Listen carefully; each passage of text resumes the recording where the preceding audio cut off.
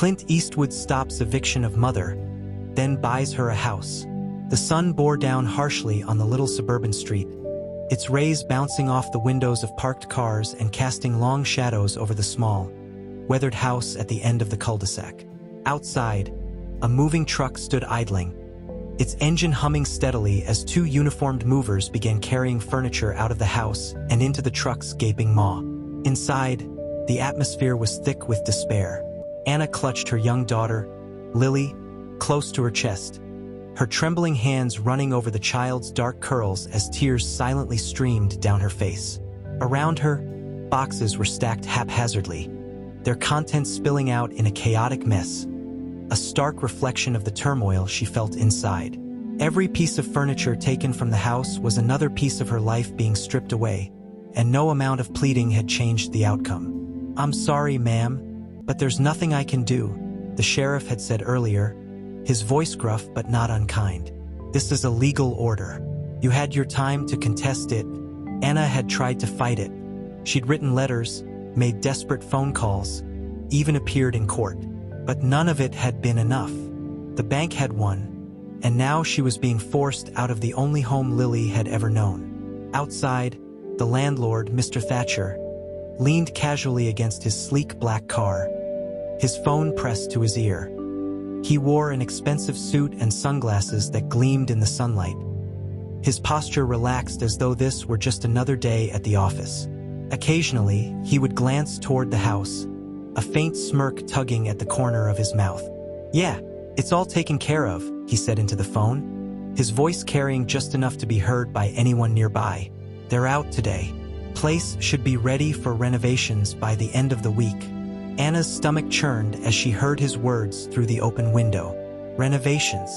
The house she'd poured her soul into, the home she'd built for her daughter, was about to be turned into a profit-making machine for a man who saw it as nothing more than an asset. She hugged Lily tighter, whispering soothing words even as her own heart broke. "Mommy, where are we going to live?" Lily asked, her small voice trembling. Anna swallowed hard, forcing a smile she didn't feel. "Don't worry, sweetheart," she said, her voice cracking. "We'll figure something out." As the movers carried out the last of the furniture, one of them paused, glancing at Anna with an expression of pity. "I'm really sorry about this," he said quietly. "It's just a job, you know?" Anna nodded, unable to speak. She didn't blame the movers or even the sheriff. They were just cogs in a machine she couldn't fight. Her anger and despair were reserved for the man standing outside, laughing on his phone as her life crumbled around her.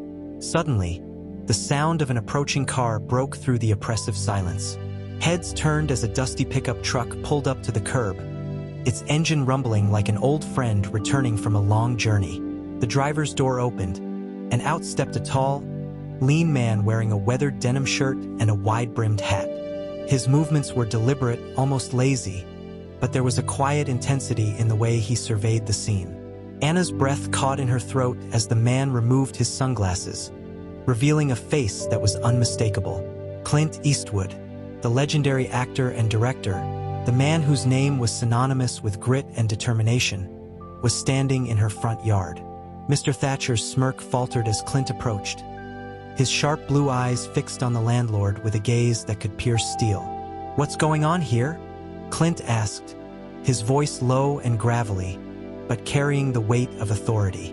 Thatcher straightened, slipping his phone into his pocket as he adjusted his tie. "It's nothing, Mr. Eastwood," he said, his tone oily and ingratiating. "Just a routine eviction. All perfectly legal, I assure you." Clint's eyes narrowed, and he glanced toward the house, where Anna stood frozen in the doorway, Lily clutching her leg. "Doesn't look routine to me," he said. "Looks like you're throwing a family out on the street." Thatcher's smirk returned, though it didn't reach his eyes. "With all due respect, sir, this is none of your concern. The bank owns the property, and I'm just doing what I was hired to do." Clint's jaw tightened, and for a moment he said nothing. Then he turned to Anna, his expression softening as he tipped his hat. "Ma'am," he said, his voice kinder now, "is this your home?" Anna nodded, her throat too tight to speak. Not anymore, it's not, Thatcher interjected, his tone sharp. This property was foreclosed on months ago. They had plenty of time to leave. Clint ignored him, his focus still on Anna. Do you have somewhere to go? He asked. Tears welled in Anna's eyes as she shook her head. No, she whispered. We don't. Thatcher clapped his hands together, his fake smile widening.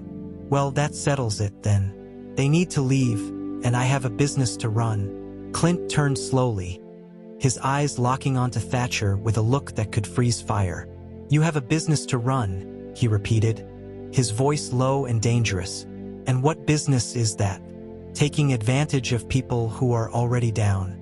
Thatcher stiffened, his smile slipping. I don't need to explain myself to you, he said, his tone defensive. This is legal. End of story. Clint took a step closer, his presence towering despite his calm demeanor. Maybe it's legal, he said, but that doesn't make it right. The tension crackled in the air, and for a moment, no one dared to speak. Anna clutched Lily tighter, her heart pounding as she watched the standoff unfold. She didn't know what Clint Eastwood was doing here or why he had chosen to involve himself.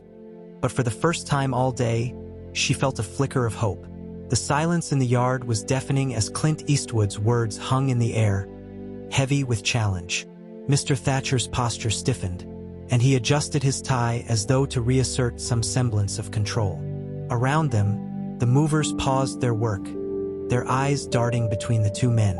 Even the sheriff, who had been loitering by his patrol car, seemed hesitant to interrupt the brewing confrontation. Listen, Thatcher began, forcing a tight smile. I understand this looks bad, but let's not make a scene. This is just business. The bank foreclosed on the property, and I'm simply following through with the process. Clint turned his head slightly, his eyes narrowing. Just business, he repeated, his voice calm but carrying an edge that sent a chill through the air. You throw a mother and her child out of their home, and you call it business? Anna, still clutching Lily in the doorway, felt her breath catch. Her heart was pounding, a mix of fear and an unfamiliar sense of hope. She wasn't sure why Clint Eastwood had stopped at her house or why he was standing up for her. But the intensity in his voice made her believe, for the first time, that someone might actually care. Yes, business, Thatcher snapped, his irritation breaking through his polished exterior. Do you have any idea how many people default on their mortgages? If we let everyone stay out of pity, no one would pay their debts. Clint's lips twitched, not quite a smile. And what's your cut of all this business, Thatcher? How much do you make off people losing their homes? That's irrelevant, Thatcher barked, his composure slipping. What matters is that this property belongs to the bank now, and it's being repurposed to maximize its value. Maximize its value, Clint echoed, his voice dripping with disdain. He glanced toward the house, his gaze lingering on the chipped paint and flower boxes that still held vibrant blooms. A clear sign of a family's care, even in the face of hardship. You mean gutting it, slapping on a new coat of paint, and selling it for triple the price? Thatcher's face reddened, his eyes darting toward the growing group of onlookers. Neighbors had started gathering at the edges of their yards, their curiosity piqued by the sight of Clint Eastwood confronting the landlord. Whispers spread through the small crowd, a mixture of disbelief and quiet admiration. Is that Clint Eastwood? One man murmured to his wife, who stood with her hand over her mouth, nodding. I think it is, she whispered back. What's he doing here?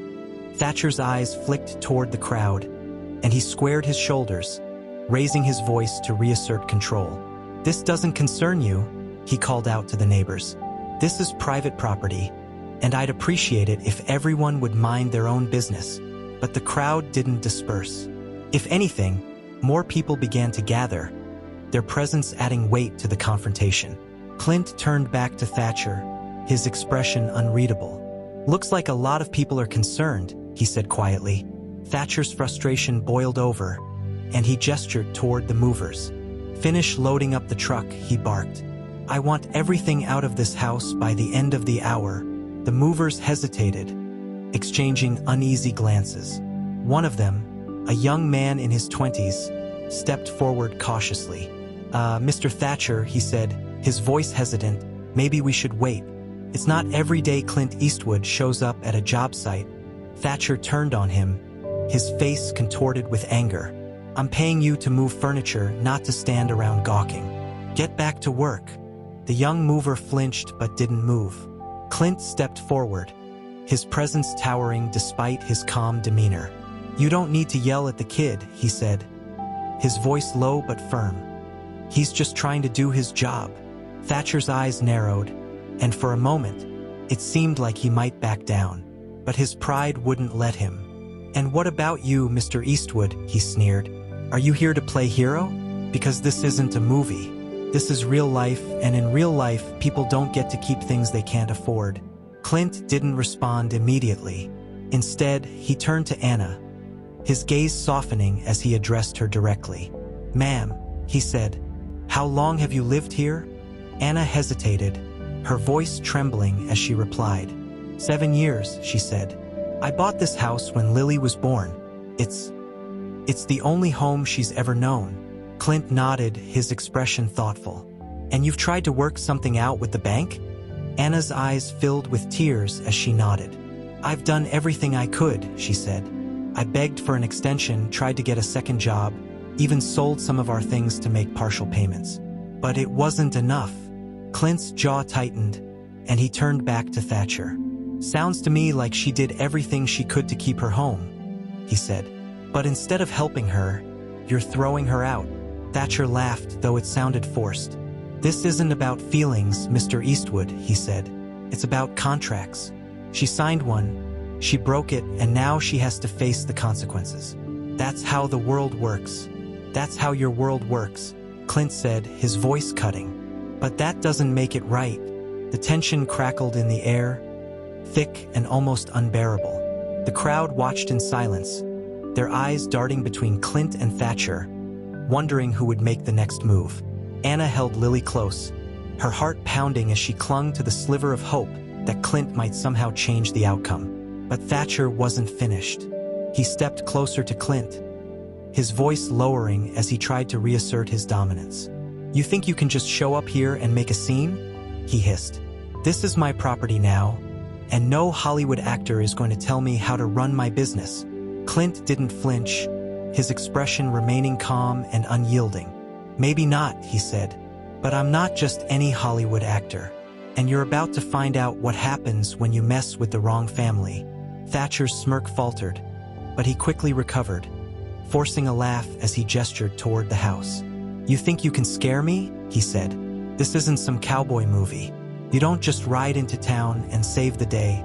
Clint's eyes narrowed, and his voice dropped to a dangerous low. Watch me. The crowd of neighbors had grown larger, their murmurs and whispers creating an undercurrent of unease. Clint stood tall and unyielding, his presence alone enough to keep the movers frozen in place, unsure whether to follow Thatcher's orders. You heard me, Thatcher barked at the movers, his voice cracking under the strain of his rising anger. Get that furniture on the truck now, or I'll find someone else who can. The younger mover, the one who had spoken up earlier, hesitated. His eyes darted to Clint, who hadn't taken his piercing gaze off Thatcher. The mover glanced at his partner, who gave a slight shake of his head, as if to say, don't push it. Clint finally broke the silence, his voice low and commanding. They don't have to do anything, Thatcher. You're not going to bully these kids into doing your dirty work. Thatcher's face reddened, and he took a step closer, his finger jabbing toward Clint. You think you can come here and tell me how to run my business? He spat. This is legal. This is my right. Legal doesn't make it moral, Clint replied evenly. And it sure as hell doesn't make it just.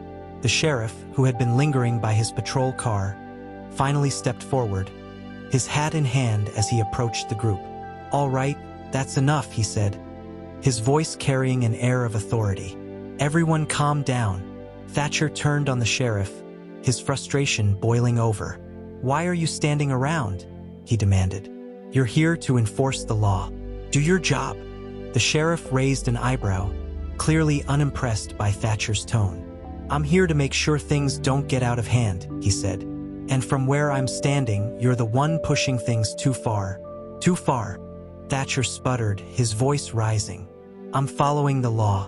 They're trespassing. Get them off my property. Clint's eyes narrowed, and he stepped forward, his presence as imposing as ever. You keep calling it your property, he said. But I see a family who built a life here. A mother trying to raise her child. You don't own that. Thatcher opened his mouth to retort, but the words caught in his throat as Clint's intensity bore down on him. The sheriff stepped between them, his hands raised in a placating gesture. Let's all take a step back, he said.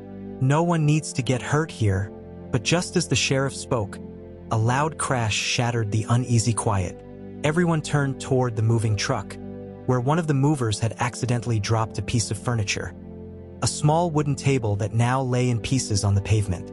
Thatcher's fury erupted like a volcano. What the hell is wrong with you? He shouted, storming toward the movers. Do you have any idea how much that's worth? The young mover stammered, his face pale. I'm sorry, Mr. Thatcher. It slipped. Sorry doesn't cut it. Thatcher roared, his face inches from the movers. You break my property, and you think an apology is enough? Thatcher's face reddened, and he took a step closer, his finger jabbing toward Clint.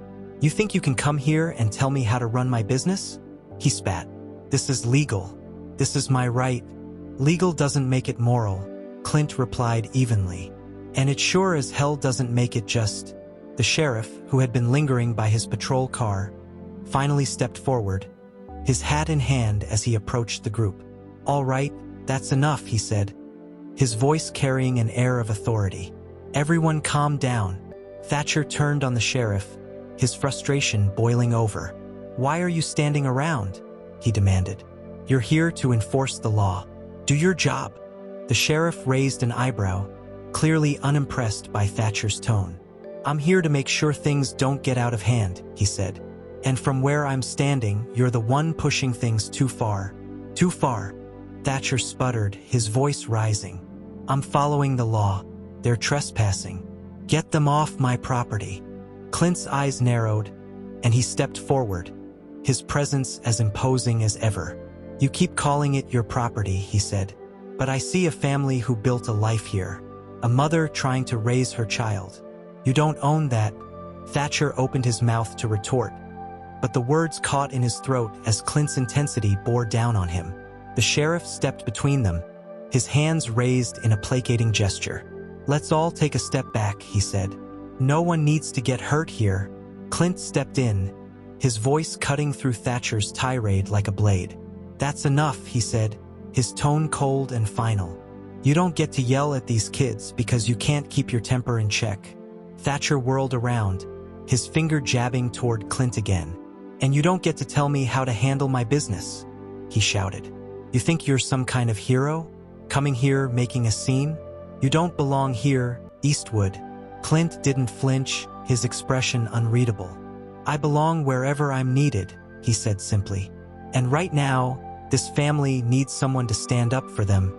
The crowd murmured their agreement, their voices growing louder as they began to take sides. A middle-aged woman stepped forward, her arms crossed over her chest as she glared at Thatcher. He's right, she said. This family doesn't deserve this. You're just kicking them out to make a profit. Thatcher's face twisted with rage, and he pointed at the woman. Stay out of this, he snapped. This has nothing to do with you. It has everything to do with all of us, another voice called out, this time from an elderly man standing near the curb. We've watched Anna raise her daughter in that house. We've seen how hard she's worked to make ends meet. You're the one who doesn't belong here, Thatcher. The crowd's murmurs grew into a rumble of discontent, their voices rising in a chorus of support for Anna. Thatcher's face grew redder by the second, his composure slipping as he realized he was losing control of the situation. The sheriff stepped in again, his tone more forceful this time. All right, that's enough, he said, his hand resting on the baton at his hip. Everyone calm down, or I'll have to start making arrests. Clint held up a hand, his presence enough to quiet the crowd. He turned back to Thatcher, his eyes narrowing. You've lost, Thatcher, he said. You can either leave now, Or we can keep this going until the whole town turns against you." Thatcher's jaw tightened, and for a moment, it looked like he might back down. But his pride wouldn't let him. "I'm not going anywhere," he said through gritted teeth. "This is my property, and I'll do whatever it takes to protect my investment." Clint's expression hardened, and his voice dropped to a low growl. "Then you'd better be ready to fight for it," he said. "Because you're not just up against me. You're up against everyone here." The crowd erupted into cheers, their voices echoing through the neighborhood as they rallied behind Clint. Anna stood in the doorway, her eyes wide with a mixture of fear and hope as she watched the scene unfold. Lily clung to her leg, her small face pressed against her mother's hip. Thatcher's hands clenched into fists, his body trembling with anger as he stared at Clint. The tension crackled in the air, thick and almost unbearable, as everyone waited to see what would happen next. The air between Clint and Thatcher was charged with tension, their standoff drawing the focus of everyone in the yard. The neighbors, who had initially stayed at the edges, now stepped closer, emboldened by Clint's presence. The whispers had given way to open declarations of support for Anna, their voices rising to match Thatcher's increasing fury. "Protect your investment?" Clint repeated, his gravelly voice cutting through the crowd's murmurs. He took a step forward, his presence alone enough to make Thatcher falter. "You talk about this house like it's a stock portfolio, but to them," he gestured toward Anna and Lily, "it's a home, a place where memories were made, where a little girl grew up feeling safe. And now you're ripping it all away. For what? A bigger paycheck?" Thatcher squared his shoulders, his face contorting with frustration as he jabbed a finger in Clint's direction. "You don't know anything about this situation," he snapped. "You swoop in here with your movie star bravado and think you can lecture me? You think I'm the bad guy here?" "I don't have to think," Clint said simply. "I'm looking at a man who's putting his greed above a child's well-being. What does that make you?" The crowd erupted in murmurs of agreement, their voices growing louder as they rallied behind Clint. Thatcher's face turned red, and he turned toward the sheriff, his voice rising with desperation. "Are you going to let this circus continue?" he demanded. "This is harassment. He has no business being here." The sheriff sighed, his gaze shifting to Clint. "Mr. Eastwood," he began, his tone cautious, "I understand your concerns, but this is a civil matter.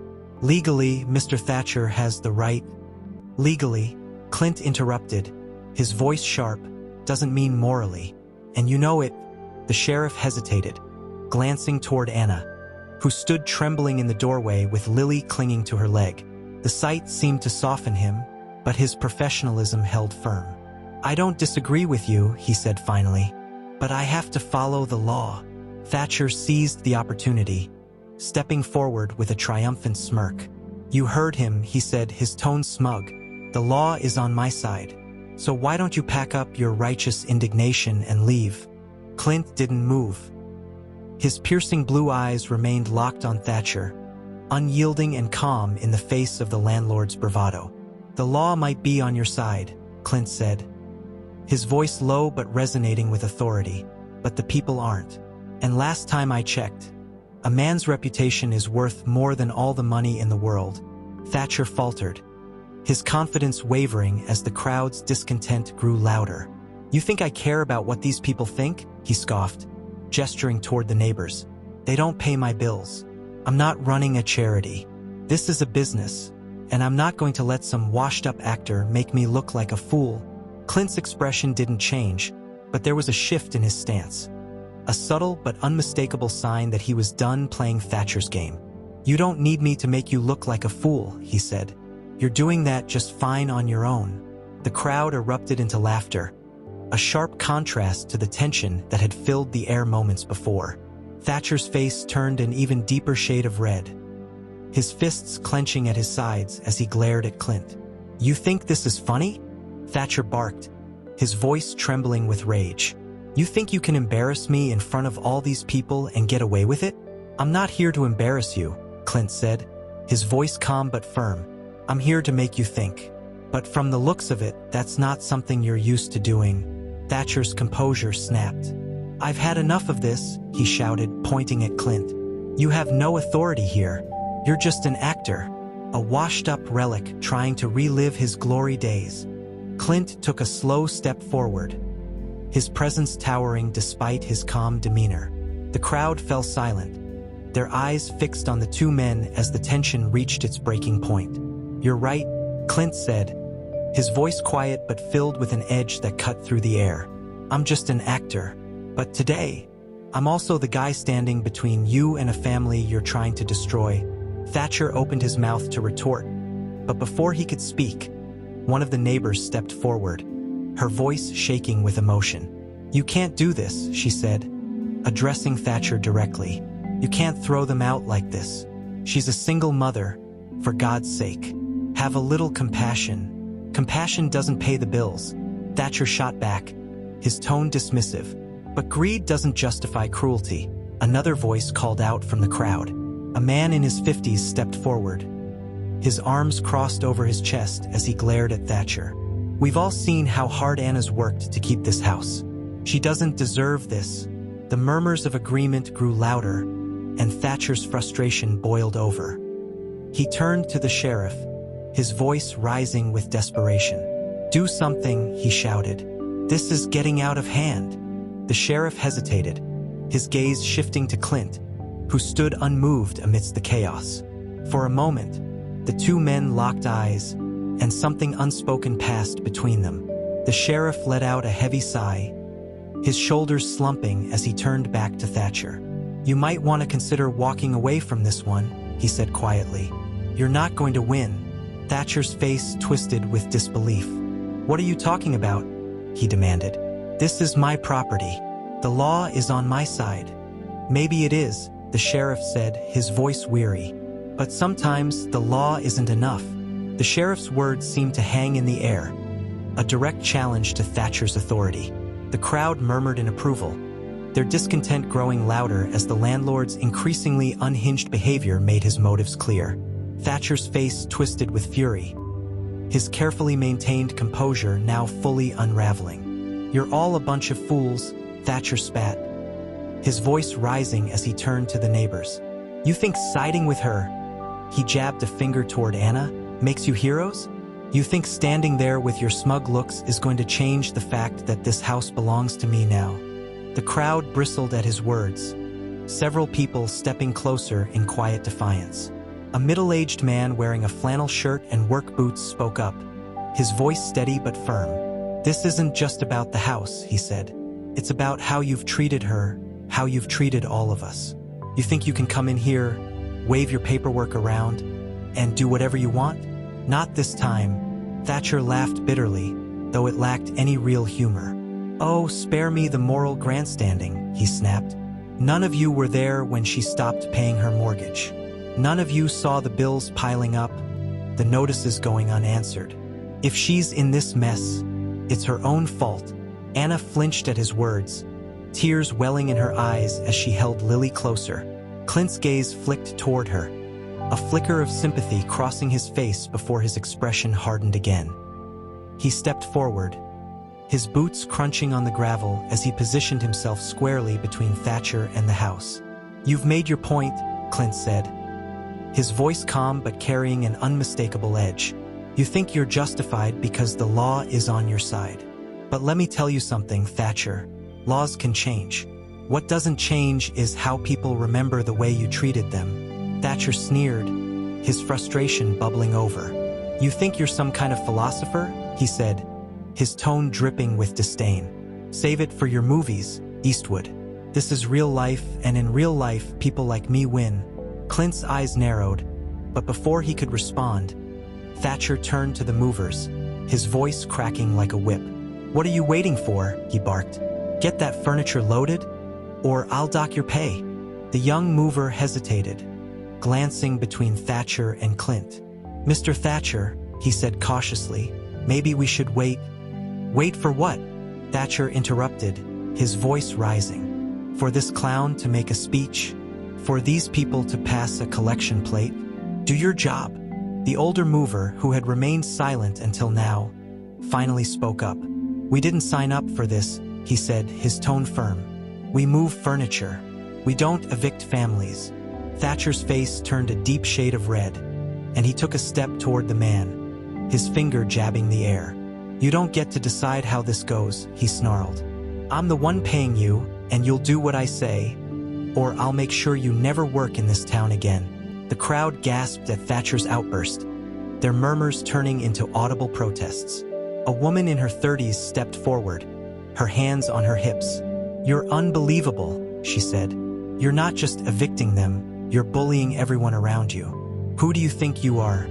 "I think I'm the man who owns this house," Thatcher shot back, his voice shaking with rage. "And I think all of you need to mind your own damn business." Clint took another step forward, his presence radiating authority as he spoke. "You're not helping yourself, Thatcher," he said. "The more you yell, the more you show everyone here exactly who you are." Thatcher whirled on him, his composure fully shattered. "And who the hell are you?" he shouted. "You think you're some kind of hero because you showed up here to grandstand? You're just an actor, a washed-up old man clinging to his glory days." Clint didn't flinch, his calm demeanor unshaken. "Better to be washed up than to have never stood for anything at all," he said quietly. The crowd erupted into cheers, their voices drowning out Thatcher's sputtering indignation. The landlord's fists clenched at his sides, his body trembling with barely contained rage. He turned to the sheriff, his voice desperate. "Are you going to let this mob rule the day?" he demanded. "Do your job and clear them out." The sheriff sighed, his patience clearly wearing thin. "Thatcher," he said, "I told you before. This is a civil matter. If you want to escalate it, you can take it to court." "Court?" Thatcher repeated, his voice rising. "Do you know how long that'll take? I have deadlines, investors." "That's not my problem," the sheriff interrupted, his tone firm. "And I'm not going to arrest a crowd of people for standing in their own neighborhood." Thatcher's face twisted with fury, and he turned back to Clint. "This isn't over," he hissed, his voice shaking. "You think you've won because you've got these idiots on your side? I'll have this house cleared out by the end of the day, and there's nothing you can do to stop me." Clint's expression remained calm, but there was a fire in his eyes that made even the most skeptical onlookers believe he had something planned. "We'll see about that," he said, his voice low but resolute. The tension in the yard was almost unbearable now, the crowd waiting with bated breath to see what would happen next. Thatcher's irrational behavior had turned him into a caricature of greed and arrogance, and it was clear to everyone that he was spiraling out of control. Anna stood frozen in the doorway, her heart pounding as she clung to the faint hope that Clint's presence might somehow change the outcome. The crowd was restless now, their murmurs growing louder as the tension in the yard reached its peak. Thatcher's face was a mask of barely contained rage, his frustration bubbling over as he glared at Clint Eastwood. It was clear to everyone watching that the landlord was losing control, not just of the situation but of himself. Clint, however, remained calm.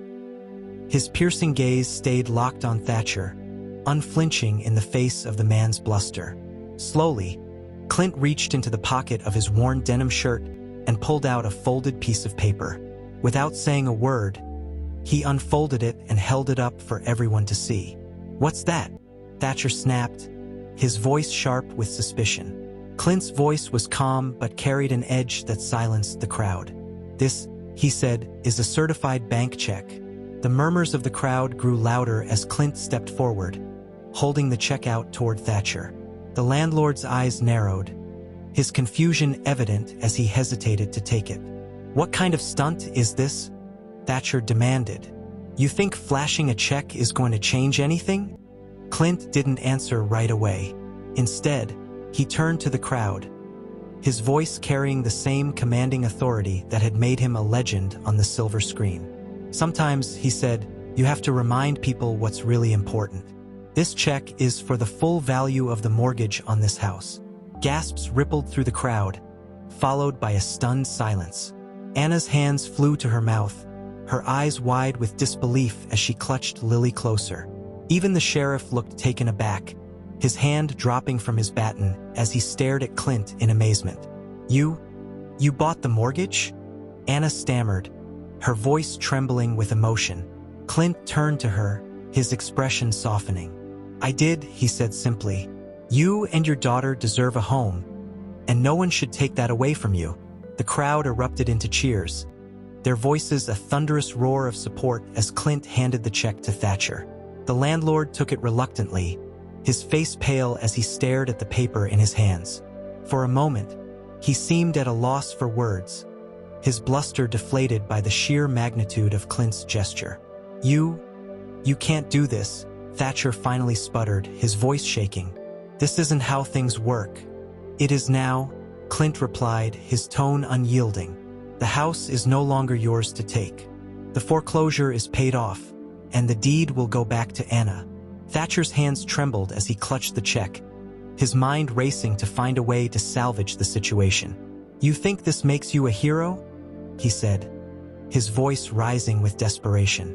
"You think throwing money around solves everything?" "No," Clint said, his voice quiet but firm. "But it's a start. And it's more than you've ever done for anyone." The crowd's cheers grew louder, their support for Clint drowning out Thatcher's protests. Anna's tears flowed freely now, a mixture of relief and gratitude as she stepped forward, Lily still clinging to her side. "I don't know how to thank you," she said, her voice barely audible over the noise. "You don't have to," Clint said, his gaze steady. "Just take care of your little girl and make this house a home again." Thatcher's frustration boiled over, and he threw the check onto the ground, his face twisted with rage. "You think you've won?" he shouted, his voice trembling. "You think this changes anything? You're just a washed-up actor playing the hero in someone else's story." Clint's expression didn't waver, but there was a fire in his eyes that silenced even Thatcher's ranting. He stepped closer, his voice dropping to a low growl that carried more weight than a shout ever could. "If standing up for what's right makes me a washed-up actor," he said, "then I'll take it." The crowd erupted into applause, their voices a chorus of support as Thatcher's protests were drowned out entirely. The sheriff stepped forward, his tone firm as he addressed the landlord. "That's enough, Thatcher," he said. "It's over. Pack up your truck and go." Thatcher looked around, his face a mask of humiliation as he realized he was outnumbered and outmatched.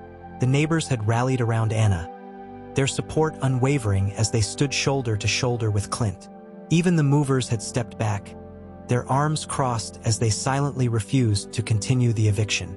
With no other option, Thatcher turned and stormed toward his car, his fists clenched and his face red with anger. "You'll regret this, Eastwood," he spat over his shoulder. "Mark my words." Clint didn't respond. He simply stood tall, his presence commanding as he watched Thatcher climb into his car and speed away, leaving a trail of dust in his wake. The crowd erupted into cheers once more, their applause echoing through the neighborhood as they celebrated Clint's victory. Anna turned to Clint, her tears flowing freely as she reached out to shake his hand. "You saved us," she said, her voice choked with emotion. "I'll never forget this." Clint shook her hand gently, his expression softening as he looked at Lily. "You don't owe me anything," he said. "Just take care of each other. That's all that matters." As the crowd began to disperse, the sheriff approached Clint, his hat in hand. "That was one hell of a move," he said, a hint of admiration in his voice. "You didn't have to do that." "Maybe not," Clint replied, his gaze fixed on the house.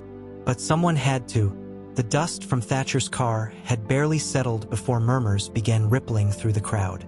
The neighbors, fueled by a mix of righteous anger and satisfaction, discussed what had just unfolded. Phones were still out, recording every moment, and already videos of the confrontation were making their way onto social media. Inside Thatcher's car, the man seethed, gripping the steering wheel so tightly his knuckles turned white. He was humiliated, publicly bested by Clint Eastwood and denounced by the very community he thought he controlled. He slammed his hands against the dashboard, letting out a guttural growl. "This isn't over," he muttered to himself, his mind racing for ways to regain control of the narrative. Unbeknownst to Thatcher, the fallout had already begun. One of the neighbors, a tech-savvy young man who worked as a local reporter, had been live-streaming the entire event. His commentary, peppered with sharp critiques of Thatcher's behavior, had resonated deeply with viewers.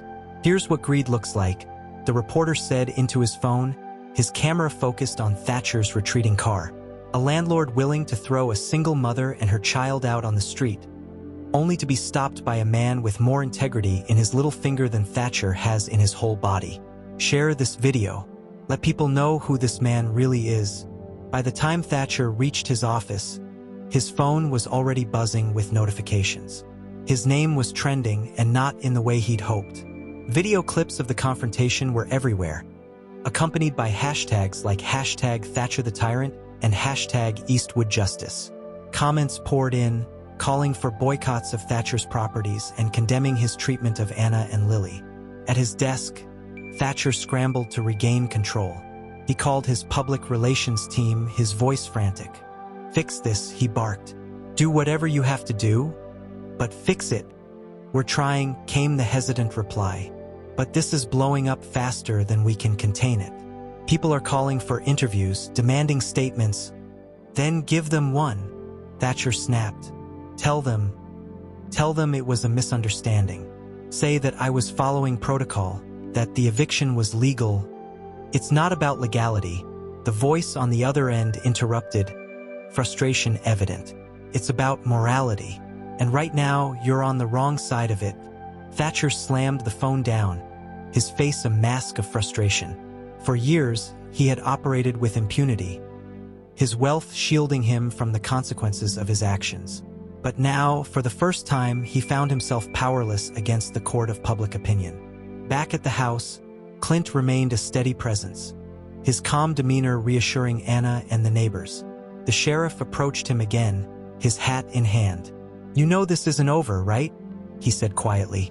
"Thatcher's not the kind of man to let something like this go." Clint nodded, his gaze steady. "I'm not worried about Thatcher," he said. "He's already lost. He just doesn't know it yet." The sheriff chuckled softly, shaking his head. "You've got a way of handling things, Mr. Eastwood. I'll give you that." As the crowd began to disperse, a black SUV pulled up to the curb. Two men in suits stepped out, their professional demeanor contrasting sharply with the chaos of the day. They approached Clint with purposeful strides, one of them holding a briefcase. "Mr. Eastwood," one of the men said, extending a hand. "I'm with the bank that held the mortgage on this property. We've been following the situation closely." Clint shook the man's hand, his expression unreadable. "And we'd like to thank you for resolving this matter so efficiently." The man continued, his tone carefully measured. "Mr. Thatcher's handling of the foreclosure was less than ideal, and we'd like to distance ourselves from his methods." Clint raised an eyebrow. "Is that so?" "Yes," the man said, opening the briefcase to reveal a stack of documents. "We're transferring the deed back to Ms. Anna. The bank will consider the mortgage paid in full, thanks to your generous contribution." Anna, who had been standing nearby, gasped audibly. You're giving it back?" she asked, her voice trembling. The man nodded, offering her a kind smile. "It's the least we can do after everything you've been through." Tears streamed down Anna's face as she turned to Clint. "I don't know how to thank you," she said, her voice thick with emotion. "You don't have to," Clint replied, his voice steady. "Just take care of your family and make this house a home again." Meanwhile, Thatcher's situation continued to spiral. Videos of his ranting and intimidation tactics had gone viral, prompting investigations into his other properties. Tenants began coming forward with stories of neglect and harassment, their voices amplified by the public outcry. Within days, Thatcher's name became synonymous with greed and corruption. Lawsuits piled up, and his investors began pulling out, unwilling to be associated with the growing scandal. His once lucrative empire crumbled, leaving him a pariah in the very community he had sought to profit from. Back at the house, the mood was one of celebration. Neighbors came together to help Anna move her belongings back inside, their camaraderie a stark contrast to the chaos of the eviction attempt. Clint stayed long enough to ensure everything was settled before quietly slipping away, his work done. As he climbed into his truck, a young boy ran up to him, clutching a small bouquet of wildflowers. "Mr. Eastwood," the boy said shyly, "these are for you. My mom says you're a real hero." Clint took the flowers with a rare smile, his eyes softening. "Tell your mom she raised a good kid," he said before driving off into the sunset, leaving behind a neighborhood forever changed by his actions. The once chaotic yard was now peaceful, filled with the sounds of neighbors laughing, talking, and working together to help Anna move her furniture back inside. Children played on the lawn, their laughter ringing out like a promise of better days ahead. Anna stood by the doorway, watching as the last of her belongings were carried back into the house. Her heart felt impossibly full, a mixture of relief, gratitude, and disbelief. She looked down at Lily, who had finally started to smile again after a day filled with so much uncertainty. "Mommy, is this our house again?" the little girl asked, her voice full of hope. Anna knelt down, cupping Lily's face in her hands. "Yes, sweetheart," she said, her voice trembling with emotion. "This is our home, and it always will be." The neighbors began to disperse, offering warm hugs and handshakes to Anna as they left. "If you ever need anything, you let us know," one woman said, squeezing Anna's hand. "You're not alone." As the crowd thinned, Anna spotted Clint Eastwood leaning against his truck, his hat pulled low over his eyes. She approached him cautiously, unsure of how to express the depth of her gratitude. "Mr. Eastwood," she began, her voice catching, "I don't even know where to start. You've given us so much, more than we could ever repay." Clint tipped his hat slightly, a faint smile playing on his lips. "You don't owe me a thing," he said. "This isn't about repayment. It's about doing what's right." "But why?" Anna asked, her eyes searching his. "Why would you do this for us? You don't even know us." Clint's gaze softened, and he looked out at the house, his voice low but steady. "I've been around long enough to know that sometimes people need a little help," he said. "And if you've got the means to help, you do it. That's just how it should be." Anna felt tears welling up again, but this time they were tears of joy. "You've changed our lives," she said. "You've given Lily a future." Clint nodded, his expression thoughtful. "Then make the most of it," he said. "And remember, what you build here, no one can ever take away." With that, Clint climbed into his truck, his movements slow and deliberate. He started the engine and gave Anna one last nod before driving off into the fading sunlight. Anna stood there for a long moment, holding Lily close as they watched him disappear down the road. Back at his office, Thatcher sat alone, the room dark except for the harsh glow of his computer screen. The headlines on his monitor told the story of his downfall. Landlord's greed exposed by Clint Eastwood, eviction standoff goes viral, community rallies against corrupt property owner. His phone buzzed incessantly with calls and messages, but he ignored them, knowing they were likely more bad news. The empire Thatcher had spent years building was crumbling before his eyes. Investors had pulled out, lawsuits were piling up, and his reputation was in tatters. For the first time in his life, Thatcher felt the weight of his choices, the consequences of his greed. But there was no one left to blame and no one left to listen. Meanwhile, Anna's life began to transform. The house that had once been a symbol of despair became a beacon of hope. With the mortgage paid off, she was able to focus on rebuilding, creating a stable and loving environment for Lily. The community, inspired by Clint's actions, rallied around her, offering support and friendship. The neighborhood became closer, stronger, a testament to the power of standing together. In the weeks that followed, Clint's actions continued to ripple outward. The story of his intervention spread far and wide, sparking conversations about the importance of compassion and the responsibilities of those in power. People were reminded that wealth and influence weren't just tools for personal gain. They could also be used to lift others up. For Anna and Lily, life wasn't perfect, but it was theirs. Every time Anna looked at the house, she was reminded of the man who had stepped in when they needed it most. And every time Lily played in the yard, her laughter was a testament to the enduring power of hope and kindness. The moral of the story was clear. True strength isn't about wealth or power. It's about how you choose to use it. And sometimes, it takes just one person to stand up for what's right to change everything. In the weeks following the dramatic standoff, the little house at the end of the cul-de-sac became a symbol of hope and resilience. Anna and Lily had settled back into their home, with neighbors frequently stopping by to check in, offer help, or just share a cup of coffee. The once isolated mother found herself surrounded by a community that had rallied together, inspired by Clint Eastwood's unexpected intervention. The story of Clint's heroic act spread far and wide, with news outlets picking up the viral videos of the confrontation. Headlines praised his actions. Clint Eastwood saves family from greedy landlord, Hollywood legend steps up for everyday Americans, and the cowboy who still rides for justice. People from all over the country wrote letters of support to Anna, many sharing their own stories of struggle and perseverance. For Thatcher, the fallout was swift and severe. His investors abandoned him, lawsuits mounted, and his name became synonymous with greed and exploitation. Within weeks, his once thriving property empire had collapsed, leaving him with nothing but regret and humiliation. He disappeared from the public eye, his reputation irreparably tarnished. As for Clint, he quietly returned to his life, avoiding the media frenzy that followed. When asked about his actions in a rare interview, he simply said, "Sometimes you've got to step in and do what's right.